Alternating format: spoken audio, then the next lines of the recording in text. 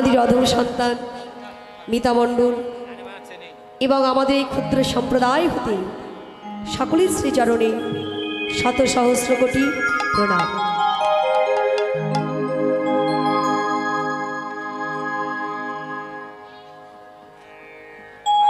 হরে কৃষ্ণ। বিষয়টা হচ্ছে ভগবান শ্রীকৃষ্ণের রূপ বর্ণনা তৎসঙ্গে অভিসার। তাই এখানে যারা দূর দূরান্ত থেকে এসেছেন, বিশেষ করে ভক্তিমতী মাতৃমণ্ডলীগণকে আমি জানাবো, যারা বাচ্চা নিয়ে এসেছেন, হাতে বাঁশি কিনে দিয়েছেন, বেলুন কিনে দিয়েছেন, হ্যালো, দোষ তো এই বাচ্চাদের নয়, দোষ হচ্ছে এই মায়েদের।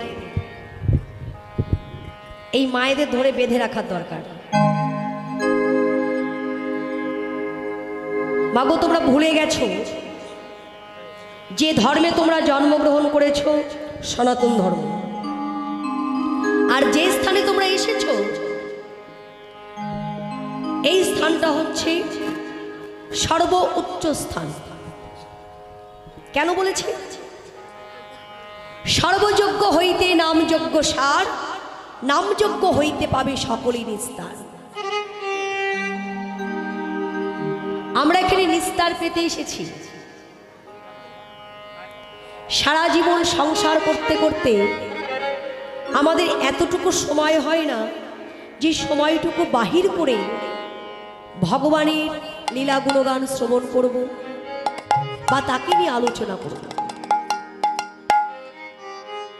তাহলে তারপরেও যখন সেই সংসার থেকে যতটুকু সময় নিয়ে আজ আমরা এখানে এসেছি, এই সময়টুকু অন্তত আপনারা অবহেলায় অনাচারে কাটাবেন না।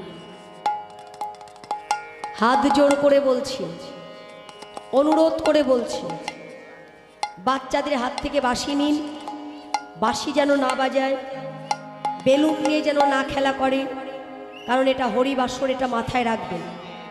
এখন অনুরোধ করে বলছি, আর এরপরেও যদি আপনারা আমার কথাটা না শোনেন, তারপরে যে কি বলবো আপনারা এখন বুঝতে পাচ্ছেন না। আমাকে দেখে এরকম মনে হলে কি হবে, যখন বলতে শুরু করব তখন কিন্তু ভেতরটা জ্বলে যাবে, সহ্য করতে পারবেন না। যাতে সেই জায়গাটা না আসে তার কারণে আগে থেকে হাত জোড় করে সকলকে অনুরোধ করে বলছি, কৃপা করে সকলে শান্ত হয়ে বসবেন, চঞ্চলতা করবেন না, বিশেষ করে কোনো আন কথা বলবেন না। আর যার যতটা কথা বলা দরকার হয়, শুধু মায়েদের নয়, এখানে যে সমস্ত দাদা ভাইরা আছেন, কৃষ্ণ ভক্ত বাবারা আছেন, সকলকেই বলবেন। হরিবাসরে এসে আমি বাইরে থেকে শুনতে পাচ্ছি সেই সূর্য পূজা থেকে শুরু হয়েছে, যেন কীর্তন হচ্ছে না, এখানে যেন মেলা বসেছে, কোনো ফাংশন হচ্ছে। অতএব সকলে ঠান্ডা হয়ে বসবেন। সকলের কাছে এইটুকুই আমার অনুরোধ। হরে কৃষ্ণ। বিষয়টা হচ্ছে রূপ বর্ণনা।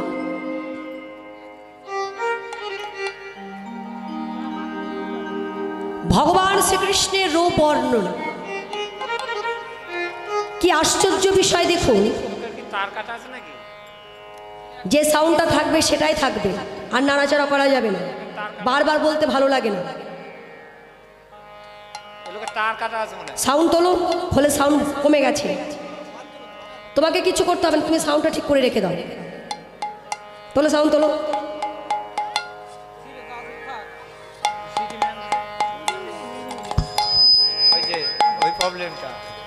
হরে কৃষ্ণ। আশ্চর্য বিষয় একটাই, একজনা দর্শন করেছে আর একজনা বর্ণনা করবে। যিনি দর্শন করেছেন তার কোনো বাক্য শক্তি নেই, আর যিনি বর্ণনা করবেন তার আবার দৃষ্টি শক্তি নেই। একজনা কথা বলতে পারে না, আর একজনা দেখতে পায় না। তাহলে দর্শন করেছে কে? নয়ন।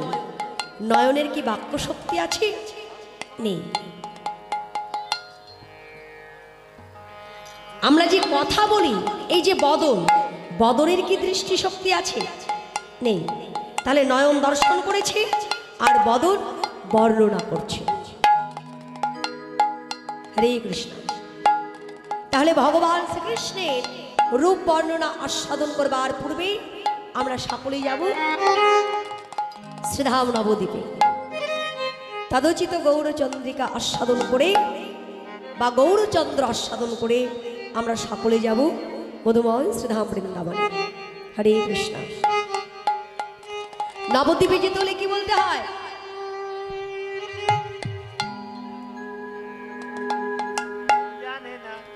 বৃন্দাবনে যেতে হলে কি বলতে হয়? একটু জোরে বলুন, রাধে রাধে। বৃন্দাবনে যেতে হলে যেমন রাধে রাধে বলতে হয়, ঠিক তেমনি ভাবে নবদ্বীপে যেতে হলে বলতে হয় জয় রে তাই। আমার সঙ্গে সবাই মিলে গাইবেন, করতালি দিয়ে হোক, দুটি বাহু তুলে হোক। নিত্যানন্দ জগদ্গুরু গৌরী বাঞ্ছা কলিপতরু। নিত্যানন্দ জগদ্গুরু গৌরী বাঞ্ছা কল্পতরু। নিত্যানন্দ জগদ্গুরু গৌরী বাঞ্ছা কল্পতরু। প্রভু সীতানাথ পণ্ডিত শ্রীবাস। প্রভু সীতানাথ পণ্ডিত শ্রীবাস। প্রভু সীতানাথ পণ্ডিত শ্রীবাস।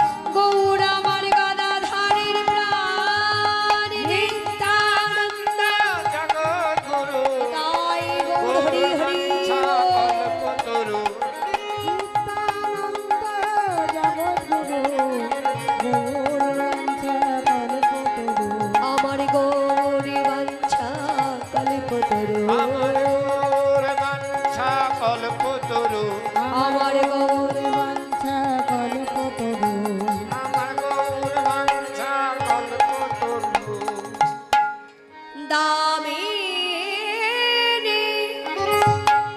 দাম দামিনী নাম। দমন রোছে দনশয়ে। দামিনী নাম। দমন রুচি পরশায়ে। দূরে গেও দরপকোদা আপিরে। আহায় আহা মরিরে দূরে গেও। আহায় আহা মরিরে। দূরে গেলো দামিনীর গর্ব চূর্ণ হলো রে। দূরে গেলো মদনের গর্ভ চূর্ণ আহা হলো। দূরে গেলো মদনের গর্ভ চূর্ণ হলো। দূরে গেলো মদনের গর্ভ চূর্ণ হলো। গেলো মদনের গর্ভ চূর্ণ হলো। মদনের গর্ভ চূর্ণ হলো। দূরে গেলো তার পকড়া। রাধে রাধে দামিনী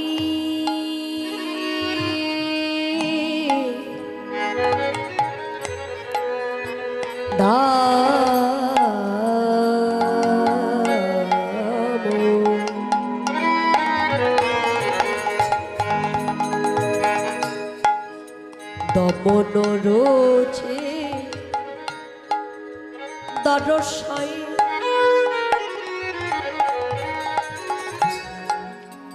দূরে গেও নাগরে দূরে গেও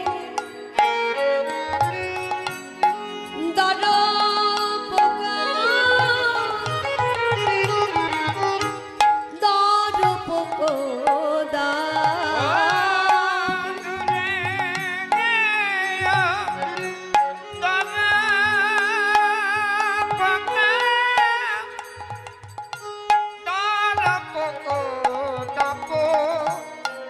দূরে গেও দূরে গেও দাদা পোকা চুরি না হলো রে পূর্ণ হলো রে গোরা রূপে নয়ন দিয়ে চুরি না হলো রে গোরা রূপে নয়ন দিয়ে চূর্ণ হলো রে আরূপে নয়ন দিয়ে পূর্ণ হলো রে দূরে গেও দাদা পোকা দাদা পোকা দা দূরে গেও জানা পাগা দর পকো দাপরে দেখে যে এলাম রে গেলাম আমি রে দেখে যে এলাম রে আমি দেখে যে এলাম রে বেলি অবসান কালে দেখে যে এলাম রে বেলি অবসান কালে দেখে যে এলাম রে বেলি মশানো কালে দেখে গেলাম রে বেলি অবসান আমার গোরা রূপের রূপ মাধুরী গোরা রূপে তাই গৌর হরি হরি মাধুরী গোরা রূপে মাধুরী অবসান কালে দেখে গেলাম রে দূরে গেও জানা পাগা দর পকো দাপরে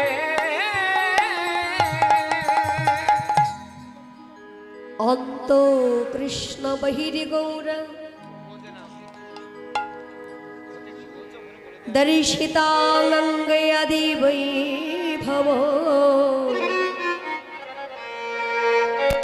যজ্ঞ সংকীর্তনাদস্মা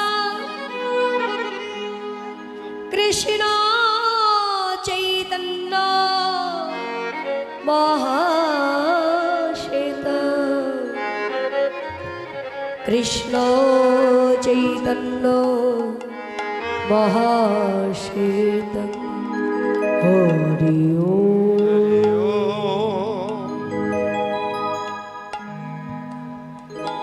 শ্রীধাম নবদ্বীপ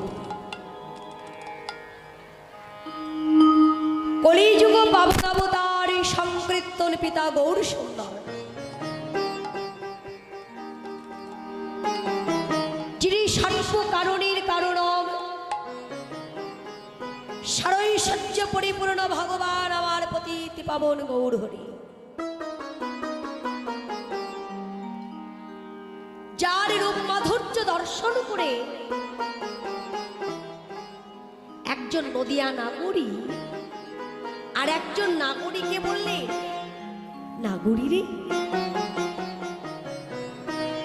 ও নাগরী, বেলি অবসান কালে সুরধুনিতে জল আনতে গিয়েছিলাম। জল আনতে গিয়ে এক ভুবন ভোলানো রূপের মানুষ আমি দেখে এলাম। আহা, কি মাধুর্যপূর্ণ রূপ তার! দর্শন করলে যেন নয়নের পলক আর পড়ে না। তদুত্তরে আর একজন নাগরী বললেন, আহা, তুই এমন ভাবে বলছিস যেন অমন রূপের মানুষ এই ত্রিভুবনে আর কোথাও নাই।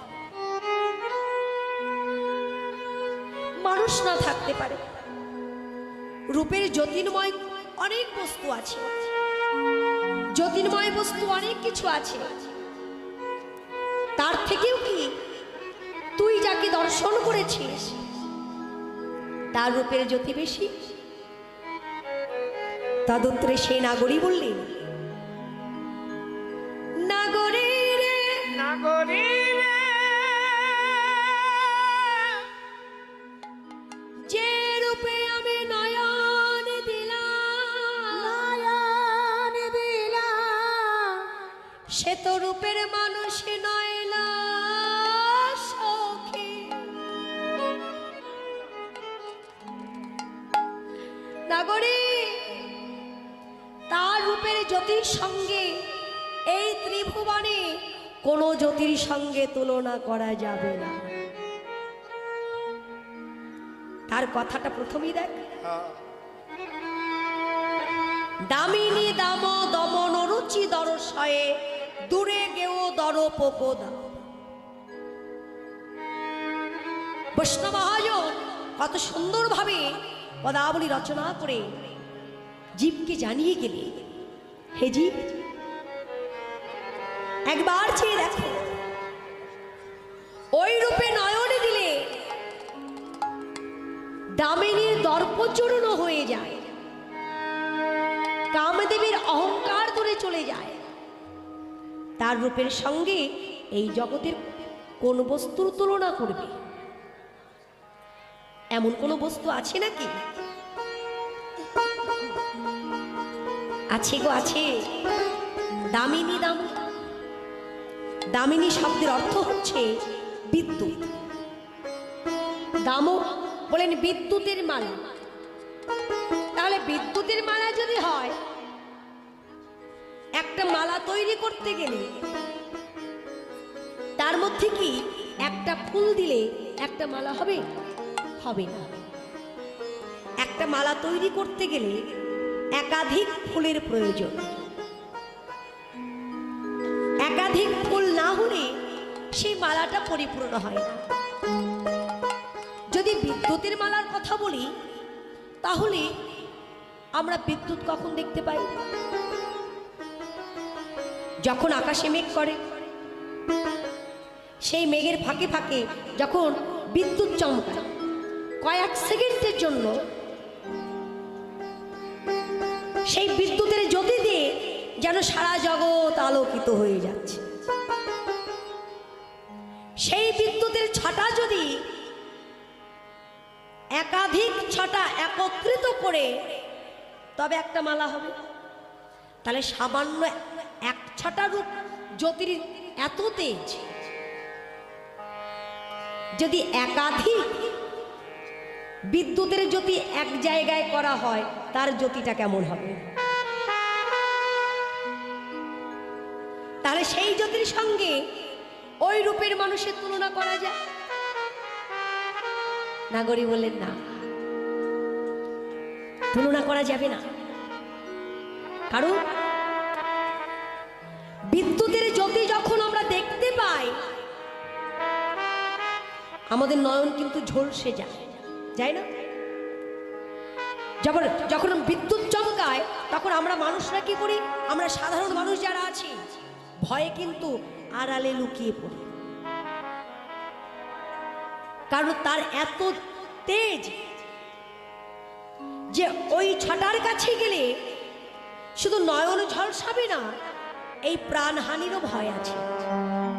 প্রাণও নাশ হতে পারে। যদি প্রাণ নাশ হয়ে যায়, তাহলে সেই জ্যোতির কি মূল্য থাকলো? নাগরে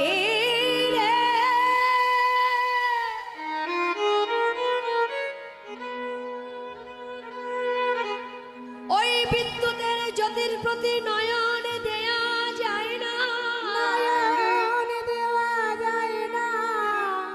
কিন্তু যদি কোনো জীব আমার গৌরাঙ্গের রূপের প্রতি একেবারে নয়ন দিতে পারে, তার তো নয়ন ঝলসাবে না, ঝলসাবে না, তার তো প্রাণহানির ভয় থাকে না। থাকে না।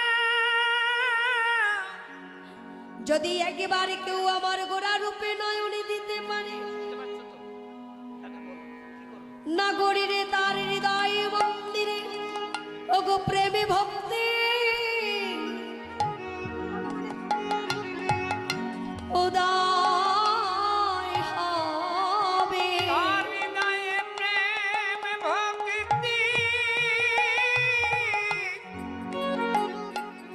উদয় হবে। তার হৃদয়ে কৃষ্ণ ভক্তি উদয় হবে।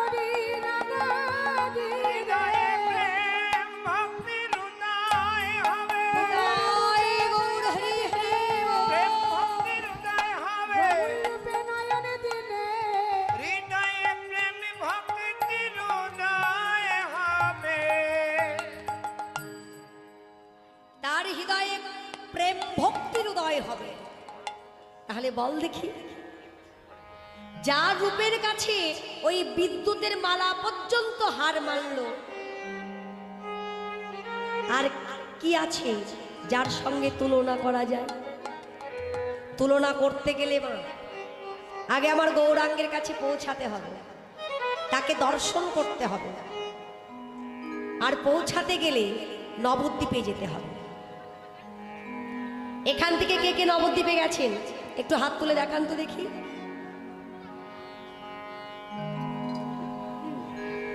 কজনা গেছেন নবদ্বীপে একটু হাত তুলে দেখান।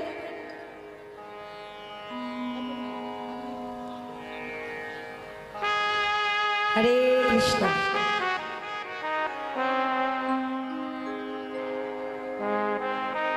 নবদ্বীপে কে কে গেছেন আমি এটা জিজ্ঞাসা করেছি,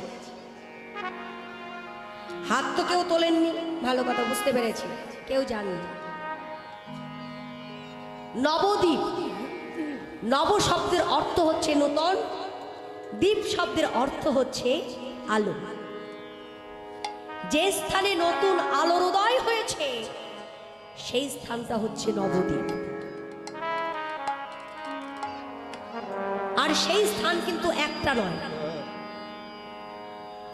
অনন্ত করে বিশ্ব ব্রহ্মাণ্ডে ঠিক আছে, লক্ষ লক্ষ কোটি কোটি নবদ্বীপ রয়েছে। চিত্তি শক্তি দ্বারা সৃজিত যে স্থান তাহাকে বলা হয়েছে নবদ্বীপী ধাম। আর সেই ধামটা অন্য কোথাও নয়, প্রত্যেকটি গৌরপ্রিয় ভক্তের হৃদয় মন্দির,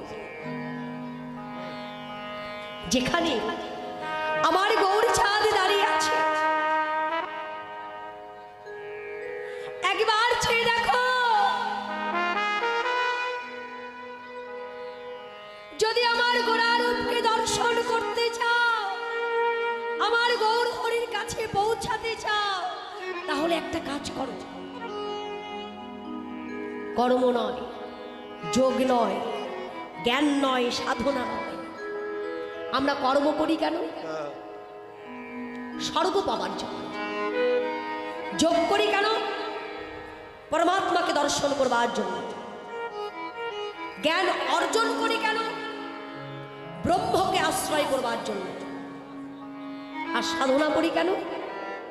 ভগবত কৃপা লাভ করবার জন্য। কর্ম বলো, যোগ বলো, জ্ঞান বলো, সাধনা বলো, এতে আর যাই কিছু পাওয়া যাক না কেন, আমার গৌরাঙ্গের শ্রীচরণ পাওয়া যাবে না, তার কাছে পৌঁছানো যাবে না। তার কাছে পৌঁছাতে গেলে কি করতে হবে? একটা জিনিস আশ্রয় করতে হবে। সেটা কি? এরা বড্ড কথা বলে। ওমা বলো তো দেখি, একের পরে শূন্য বসালে কত হয়? জোরে বলো। এরা এত কথা বলতে চাই তো এদের একটু কথা বলাই আমি। বলো কত হয়? এদিক থেকে বলেছে।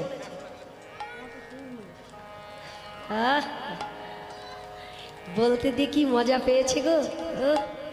মনে মনে চিন্তা করছে এতক্ষণ পরে কীর্তনিয়া ঠিক আছে। 10 হয় তো? আচ্ছা 10-এর পরে যদি আর একটা শূন্য বসানো হয় কত হবে? 100। দাঁড়া বাবা, এত তাড়াতাড়ি লাফিয়ে উঠো না, এখন অনেক বাকি আছে। কে যেন বললো 100? কে বলেছে? তুমি বলেছো? কি নাম তোমার?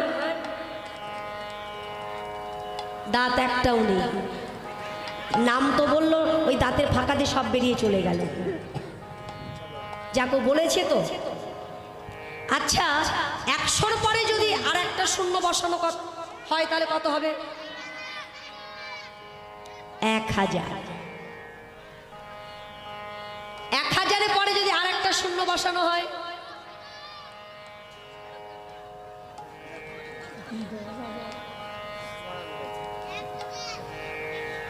10,000 হয়ে গেল। 10,000-এর পরে যদি আর একটা শূন্য বসানো হয় 1 লক্ষ। আচ্ছা 1 লক্ষর পরে যদি আর একটা শূন্য বসানো হয়, 1 কোটি 1 কোটি এইবার তো একটু ভুল হয়ে গেল, 10 লক্ষ, তাই তো? আচ্ছা এই 10 লক্ষর পরে যদি আর একটা শূন্য বসানো হয়, কত? 1 কোটি। 1 কোটি নয়, 1 কোটি। আচ্ছা 1 কোটির পরে যদি আর একটা শূন্য বসানো হয়, 10 কোটি। তা শূন্যটা অনেকগুলো হয়ে গেছে না? এইবার বাবা তোমরা যারা যারা উত্তর দিয়েছো এবার বলো তো কটা শূন্য হয়েছে, বলো কটা শূন্য হয়েছে?